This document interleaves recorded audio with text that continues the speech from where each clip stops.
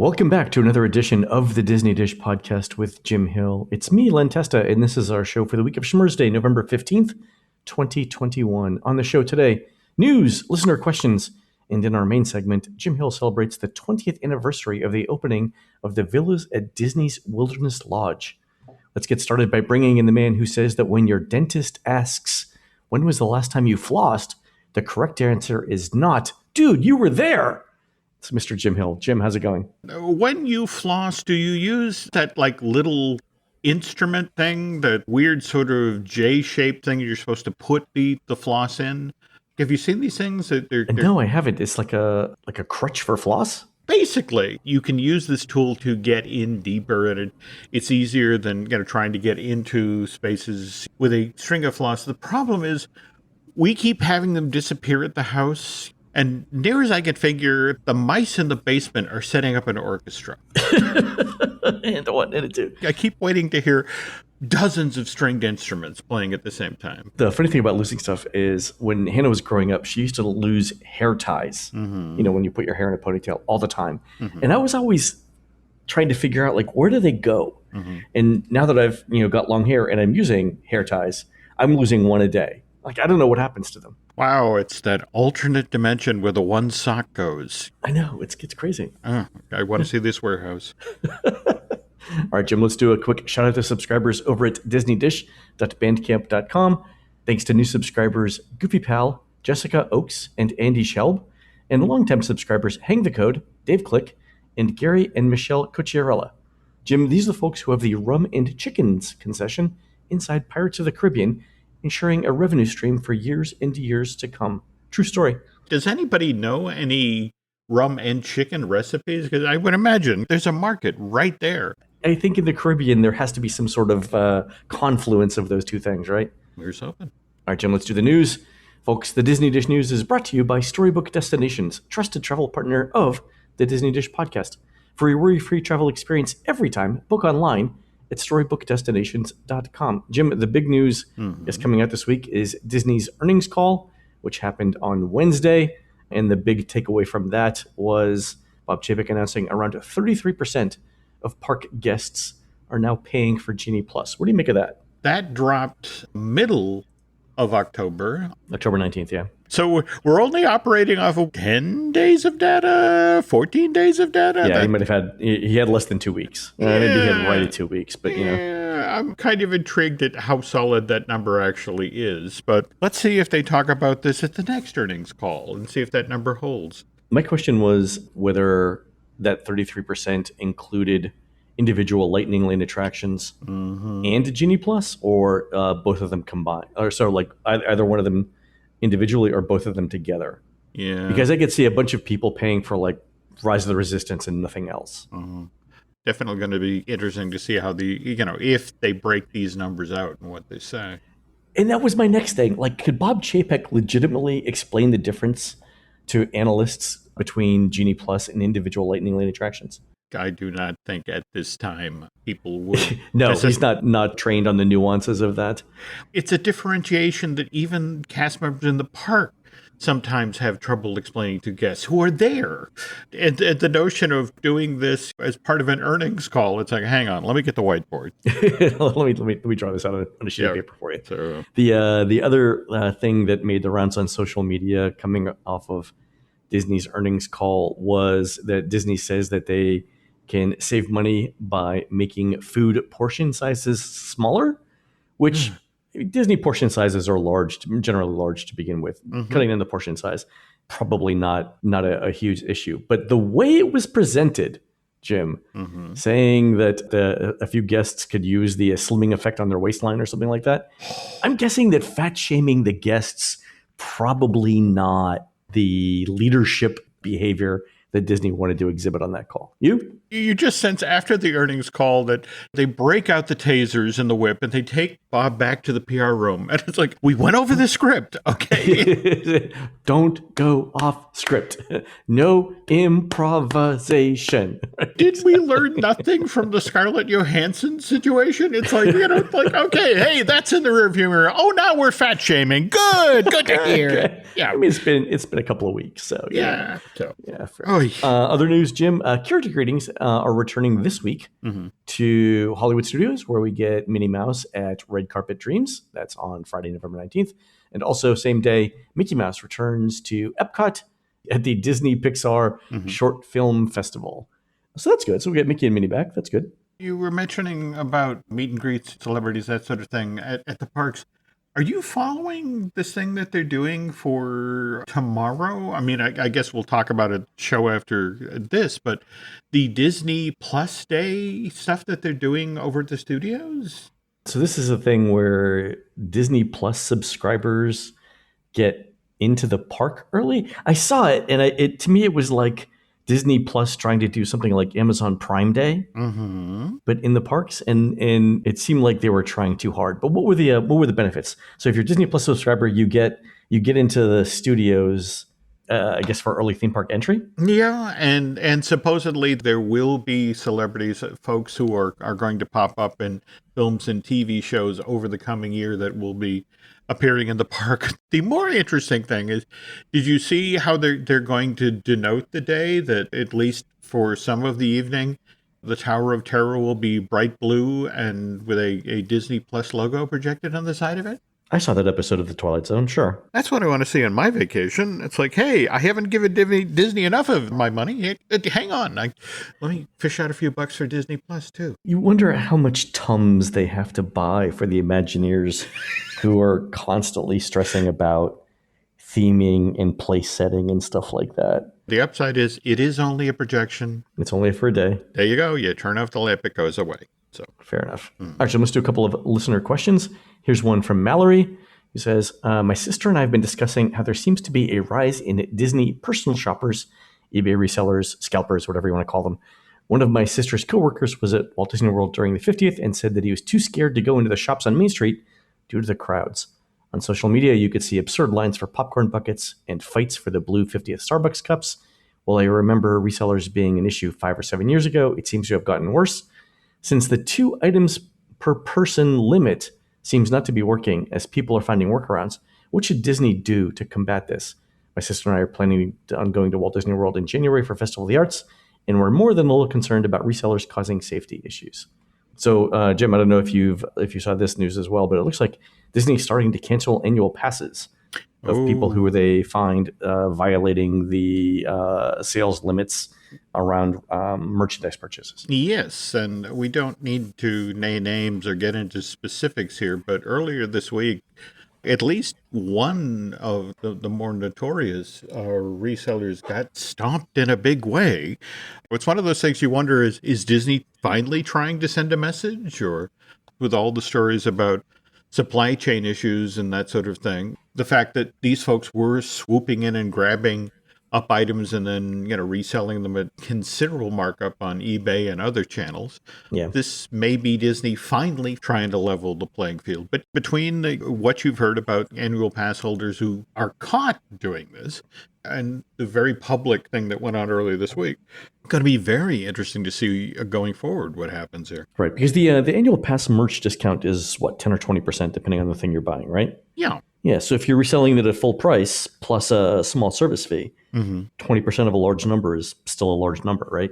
It is. But at the same time, I understand that Disney at least wants to give people the benefit of the doubt. Disney, through the annual pass program, and whenever you use that to get a discount, they know exactly what you purchased. And so the notion is, okay, you're buying a lot of Funko figures. It's like, well, I have a big family and they love this stuff. Yeah, and that's the thing. I mean, I think what they're doing is going behind the scenes and looking at a pattern of purchases. Like if you wanted to buy 6 Christmas sweaters for your 6 nieces and nephews, Disney's probably not going to enforce the 2-person limit for you on that. But if you're trying to buy 15 snow globes, Disney's going to say that might be an issue. And if they see it happening over and over again, that's when you might get a contact from them.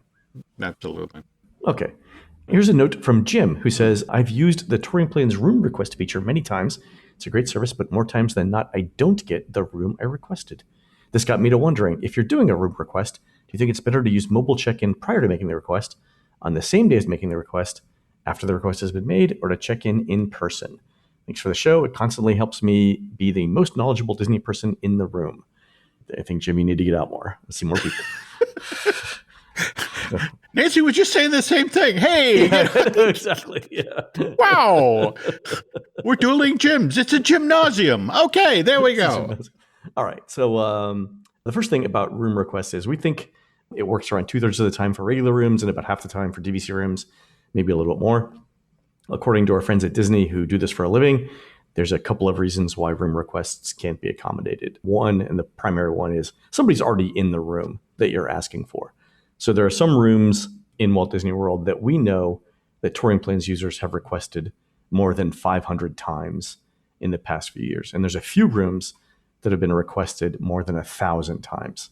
So the odds of getting those rooms are pretty small because they're known to be good rooms and there's a huge number of people that are trying to get in at any given time. By the way, if anyone's interested in knowing what those rooms are, we can do an entire show on it. Ooh, yeah, let's do that. So the Poly, it's not even close. Like there's 3 or 4 rooms at the Poly that collectively have been requested like 4,000 times. Oif. The second reason that Disney can't fulfill the request is that the needs are unclear or that there's too many conditions. So as you can imagine, I've read a lot of room requests trying to help people, write these things properly.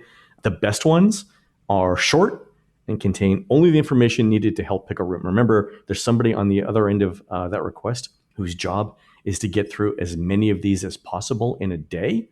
So you want to make sure that you are helping them do their job and only doing their job. So something like, I'd like a west-facing studio at the Riviera on floor 6 or higher. Rooms 8X07 to 8X19 would work. Like I actually did that one today for someone. That's 2 sentences, very clear, makes sense. I've also seen, and this is why I bring it up, I've also seen multi-page emails including all kinds of information not directly related to the room request, like backstories on everyone in the room, why they're traveling, their hopes and dreams and stuff like that. And again, somebody on the other end has to read this, and they're trying to read it for one specific thing to get you the room request. So be as concise as possible. The other issue related to this, and this happens more than you'd think, is that people put so many conditions on their room request that there's only like 3 rooms in the entire hotel that would satisfy their needs. So I remember helping someone with a Boardwalk Inn request one time that included a king bed, being close to the elevator, being close to the pool, being close to the restaurants, and that's also quiet. And when we did that, I actually had to call the hotel and talk to somebody there. I'm like, and it turns out that according to their data, there were exactly 3 rooms in the entire hotel that would have satisfied this particular request. And then, of course, the 3 rooms have to be available. That's not good odds, right? So those are the 2 things. So be clear, be concise, and always have backup rooms. So instead of saying, I want this particular room with no alternatives, list a couple of alternatives too. In terms of doing a room request and with mobile check-in, we send the request to centralized inventory management 30 days before you check in. So at any point after that, you can do mobile check-in. The one thing I would say is unless you can exactly duplicate what you say in the touring plans email on Disney's mobile check-in, unless you can say exactly the same thing, don't give a room request on both Disney's mobile check-in and on the touring plans fax. And the reason is that the room assigners will look at both of them. And if they can't figure out what you want, if you're not consistent in both of them, they won't know what to do and they won't do anything, or they'll pick one and not the other, right? So if Disney's room requests don't let you say, 5th floor room at the Riviera, right? If it's more generic, like I want a room that faces the studios, don't do that, because when conflicts occur, centralized inventory management doesn't know what to do. Excellent advice. All right, folks, we're going to take a quick commercial break. When we come back, Jim gives us the history of the villas at Disney's Wilderness Lodge, which opened 20 years ago today. The family that vacations together stays together. At least, that was the plan. Except now, the dastardly desk clerk is saying he can't confirm your connecting rooms. Wait, what? That's right, ma'am. You have rooms 201 and 709. No, we cannot be 5 floors away from our kids. The doors have double locks. They'll be fine. When you want connecting rooms confirmed before you arrive, it matters where you stay. Welcome to Hilton. I see your connecting rooms are already confirmed. Hilton, for the stay. Every story you love, every invention that moves you, every idea you wished was yours, all began as nothing. Just a blank page with a blinking cursor, asking a simple question.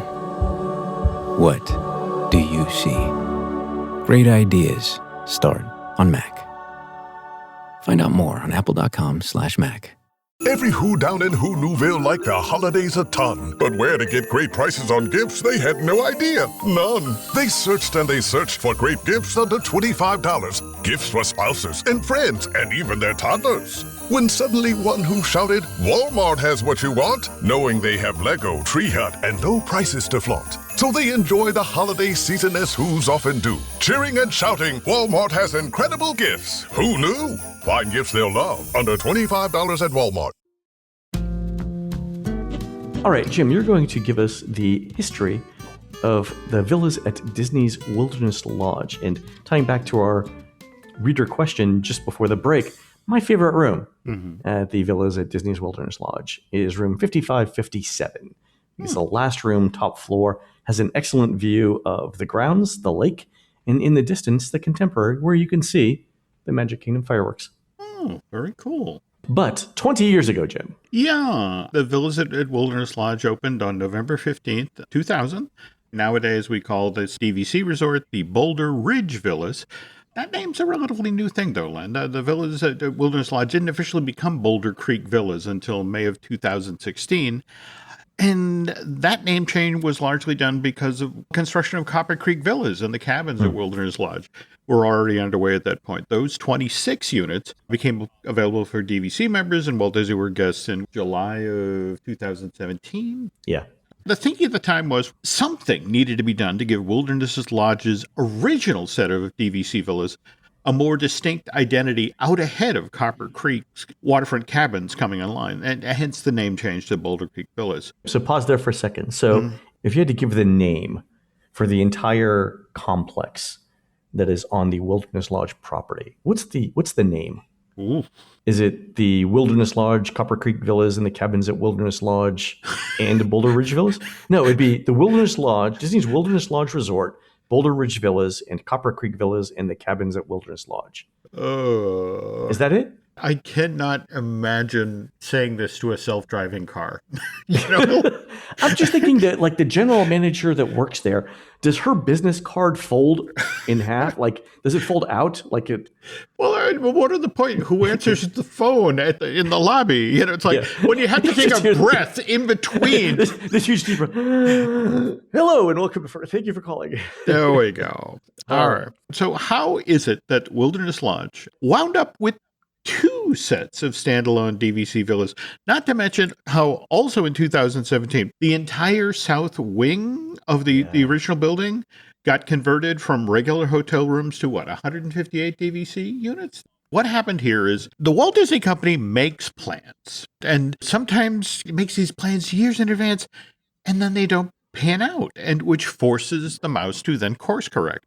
And the road that gets us to Disney's Wilderness Lodge with the villas and the cabins, that actually starts over at Crescent Lake, the Epcot area body of water, which is bordered on one side by the Walt Disney World Swan Hotel, which opens its doors in January 1990.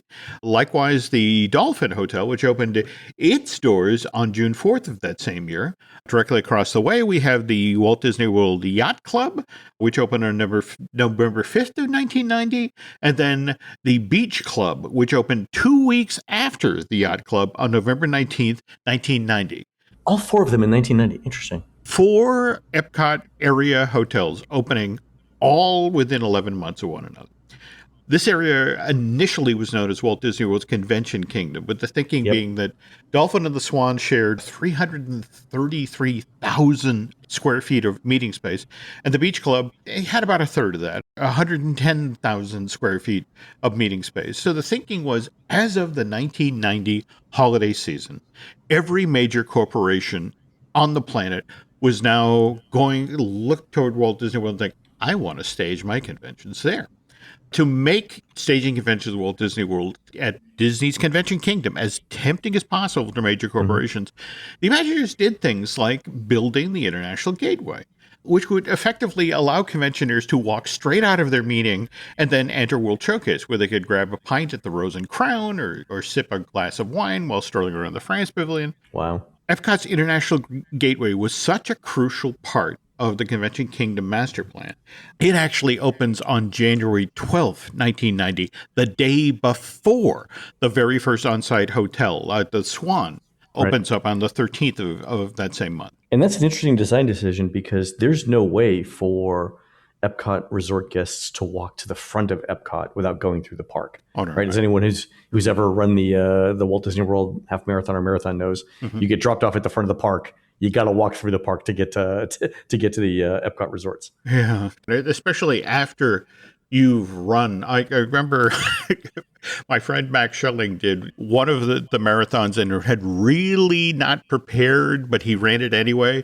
And he was staying in one of the Epcot area hotels, and he just described how the event ends, and then you have your little noshes and your wine, and then the after race event ends, and you have to make your way back to the hotel. And your limbs have started to tighten up. Oh yes, he described the 4-hour walk back to the hotel.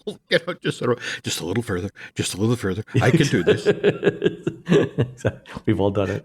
It's fantastic. Okay. You mentioned the convention stuff though, Jim. Do you remember when in the 90s when Disney was all in on attracting convention business, that they used to put out individual conference planning binders for each hotel that were really slick and really well produced? Do you remember these? Yeah, well, I know the Contemporary had an amazing one, and the Flow. Everybody was trying to sell the notion of, if you bring a convention to town, we can do amazing things for you. Oh yeah, they were really, really well produced. I mean, they had layouts of all the conference rooms, all the hotel rooms where you could, all the different places, all the different configurations you could turn the convention space into by moving walls and stuff like that. It was really amazing and really well put together.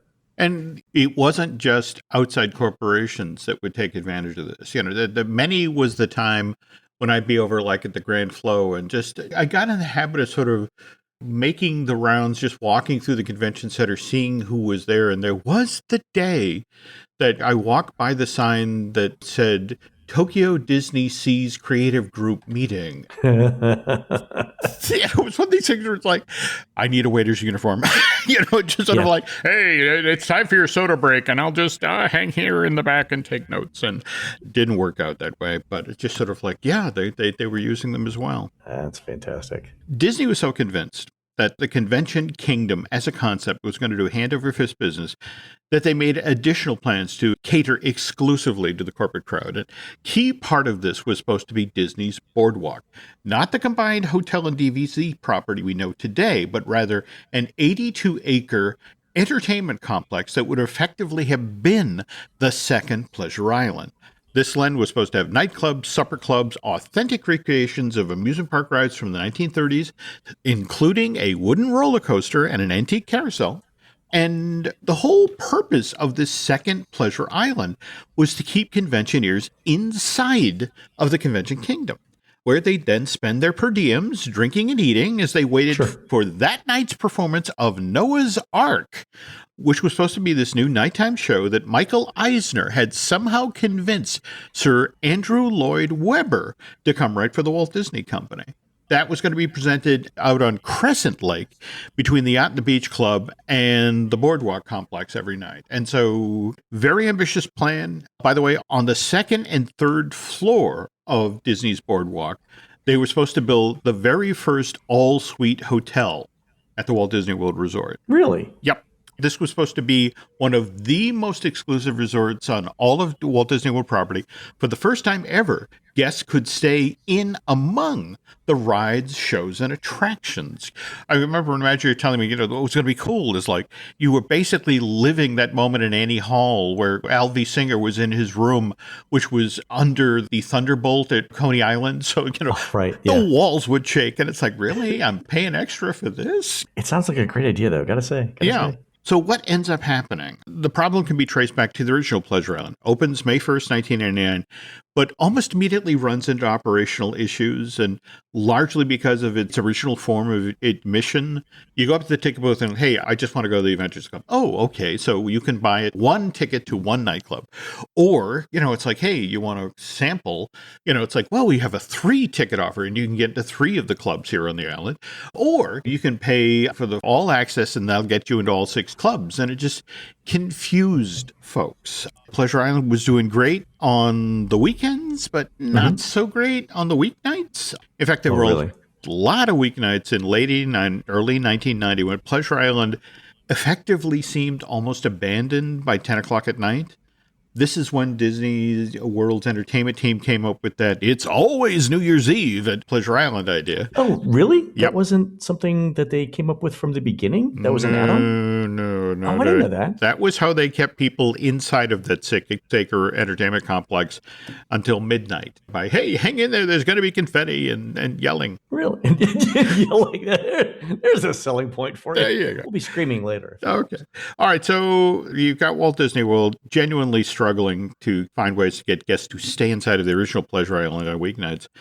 So it just really didn't make sense to build a second Pleasure Island just a mile or so down the road to cater exclusively to convention crowds. Because remember, in spite of Disney's best efforts and the presentation books you were just mentioning, there were still going to be weeks out of the year when there'd be no convention groups on property. And it's like you had a second Pleasure Island that was going to stand empty. But here's the problem. They've already cleared the site. All 82 acres are prepped. In fact, they had a sign up that you could see from Buena Vista Drive trumpeting that this would be opening in 1994. So what do? You have this primo piece of real estate. It's during the same window of time that Disney Vacation Club opens its first on-site resort at Walt Disney World, Oak Key West. By the way, Len, another Boulder Creek situation when Disney World's first on-site DVC opened in December of 1991. That's just what the place was called, the Disney Vacation Club. Its name didn't get changed to Old Key West till January of 1996. Disney Vacation Club also had ambitious plans. In addition to the DVC units they were going to build at Walt Disney World and Disneyland Resort, there was talk of building a high-rise luxury hotel in New York City, likewise a Spanish-themed resort along the Southern California coastline. But when sales for DVC units at Vero Beach and Hilton Head weren't quite what mouse managers would hope for, they quickly tabled plans for the high-rise hotel in New York, likewise the Spanish-themed resort along the California coastline. So now what? DVC decides to retreat to the safety of Walt Disney World property. They want to build another set of units to sell to guests who are interested in, having their home resort be Orlando.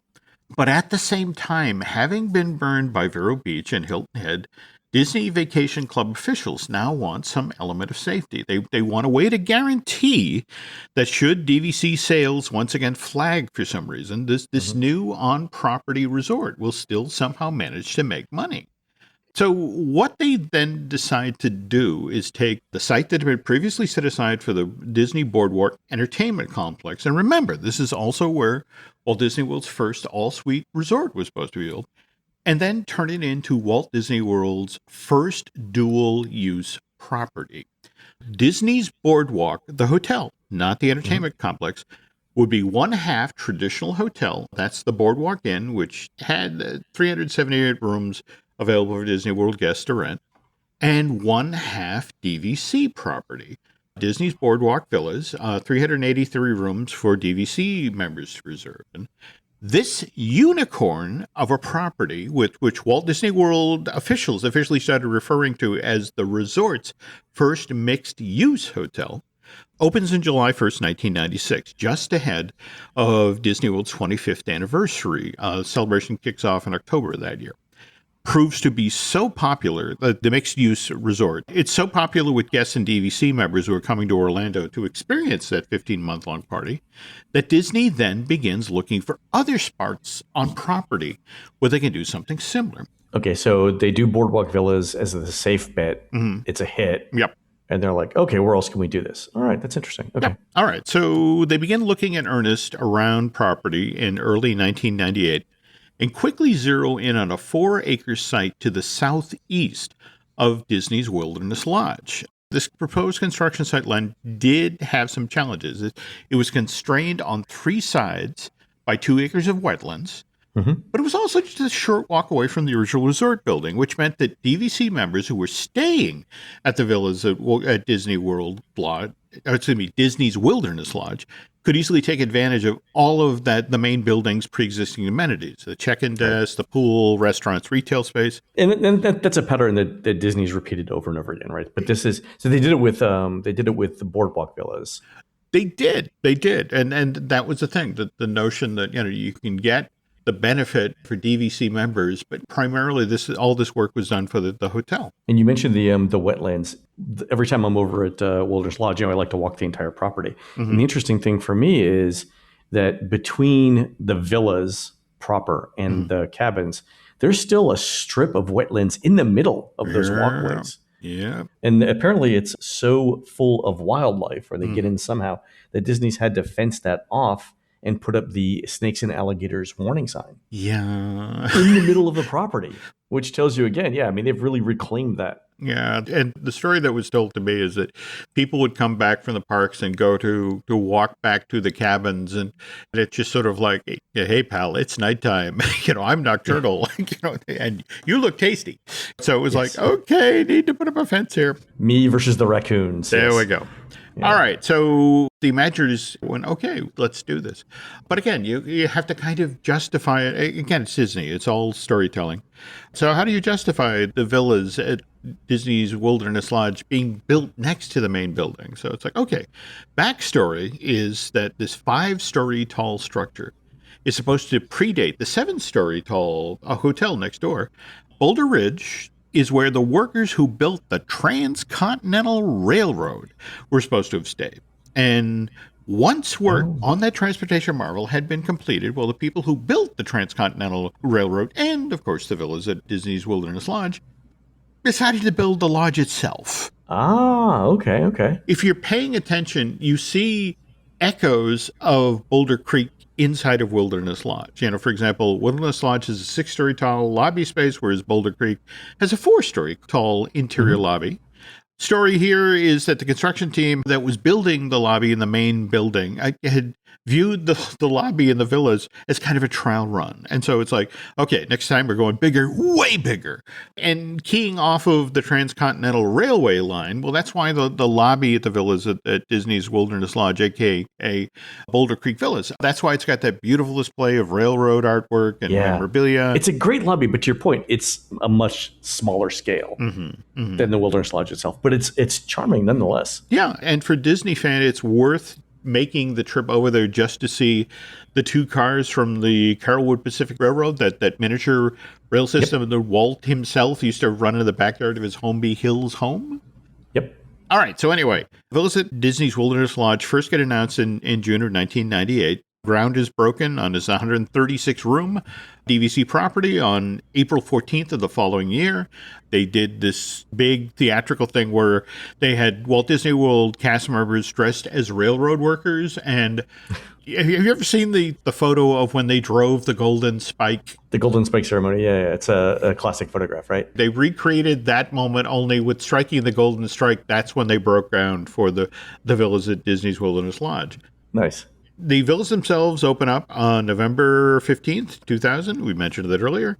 And quickly becomes a hit with DVC members. They love the level of details. And you've stayed there, Len. So It's studios, 1 and 2 bedroom villas. Your thoughts on the resort? When it opened, it was great in that it was additional capacity for a resort that was quickly becoming a fan favorite. Like a lot of people love the Wilderness Lodge. The theming is the big thing there. I think these days the Boulder Ridge villas are the most in need of refurbishment in the hotel, the most dated of the rooms. Which is not to say they're bad. It's just the other rooms are newer and better, right? No. I mean, that's an acceptable note because didn't they just do a refresh on the soft goods over at the main hotel? Main building, and then of course the cabins are new. Yeah, and then the kitchen setup of the Boulder Ridge villas is of the older DVC design, not the newer, more open design. So it's a little, it's showing the fact that it was built in the 90s. Yeah. Yeah. And I mean, they'll get around to it. It's not a big deal. The thing I do like is having the member pool right outside of the private member pool right there, so you don't have to share the main building pool at Wilderness Lodge, because that's a nice, quiet little pool right there. I don't know. Absolutely. We've been talking about the whole storytelling aspect, and from the Imagineer's point of view, one of the ways they tell you visually that this structure predates the main lodge is the roof is a dark red clay color. That understands, okay, we built the roof out of the materials we had available here, whereas if you look across the way, you have I want to say it's the green, metallic roof. Yeah. The Imagineers also came up with a backstory to support the Copper Creek Villas and the cabins at Wilderness Lodge, which again we mentioned opened July of 2017. That also ties in with the mythology of previously established for Wilderness Lodge and the Boulder Creek Villas. So Wilderness Lodge, the main hotel from '94, is based on the Old Faithful Lodge at Yellowstone, the version that was up and running circa 1904. And whereas the Transcontinental Railway was completed back in 1869. So we have one set of satellite villas at Wilderness Lodge that predate the main building. So Imagineers were thinking, well, with the second set of satellite villas, the ones that you're building down along the shore of Bay Lake, why not just go with a set of structures that significantly post-date the main building? So the idea here is as they were building the Copper Creek Villas and cabins at Wilderness Lodge, which key design of this was supposed to marry the feel of the Pacific Northwest with an air of rustic elegance. But the team that was working on this is supposed to be a modern era construction crew.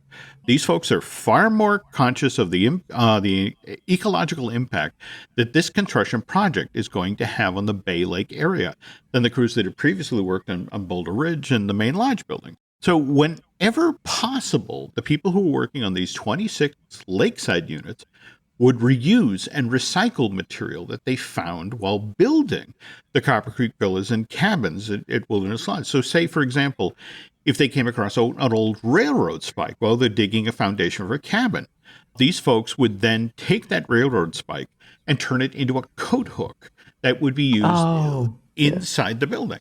So there's a lot of found objects in the Copper Creek and the cabin as Wilderness Lodge. I mean, for example, when you're sitting down to the dining room table and you look up and there's that chandelier that has a giant cog in the middle of it, the idea here is, well, that cog came out of the long since rusted giant crane that was used to lift the timbers in place to build the main hotel next door.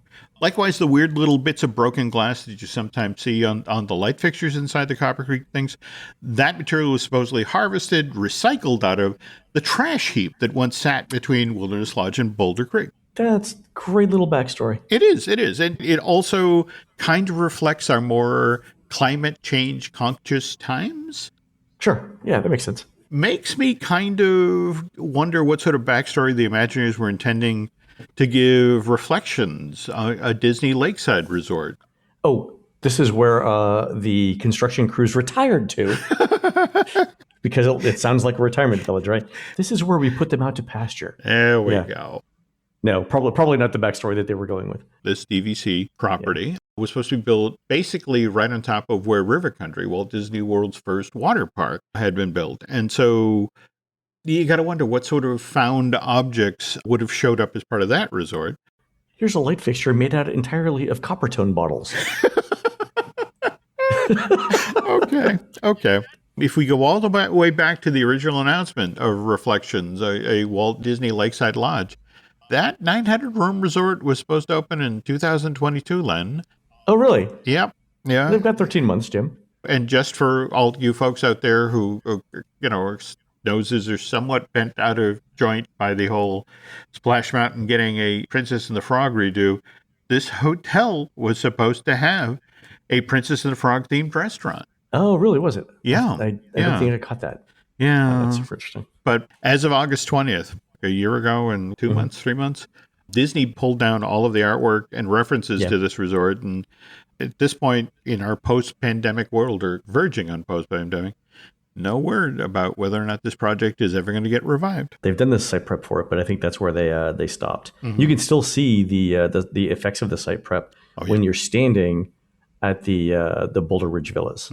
And you can still see where the land was cleared. Yeah, that's super interesting. But I'm just always fascinated with this after the fact storytelling where, you open one hotel in 1994, you open a second hotel in 2000, and your job is selling the idea, oh, no. We built this one long before we built that one. I really like the cabins a lot. I like them better than the Polynesian bungalows. They're beautiful. It's a good resort. Absolutely. Wilderness Lodge is a really good resort. Yeah, and it looks really good lately. So they've done well. Fantastic. Good show, Jim. Okay. All right, folks, that's going to do it for the Disney Dish show today. Please head on over to disneydish.bandcamp.com, where you'll find exclusive shows never before heard on iTunes, including live shows Jim and I have just recorded in all 4 Walt Disney World theme parks. On next week's show, Jim talks about the most controversial ride opening in Walt Disney World history. Oh, and I was there for it, too. You can find more of Jim at jimhillmedia.com and more of me, Len at touringplans.com. We are produced fabulously by Aaron Adams, who will be showcasing his short film about collecting Legos, titled Another Brick in the Hall, at the Anchorage International Film Festival on Saturday, December 4th, entirely online this year. For tickets, visit anchoragefilmfestival.org. While Aaron's doing that, please go into iTunes and rate our show and tell us what you'd like to hear next. For Jim, this is Len. We will see you on the next show.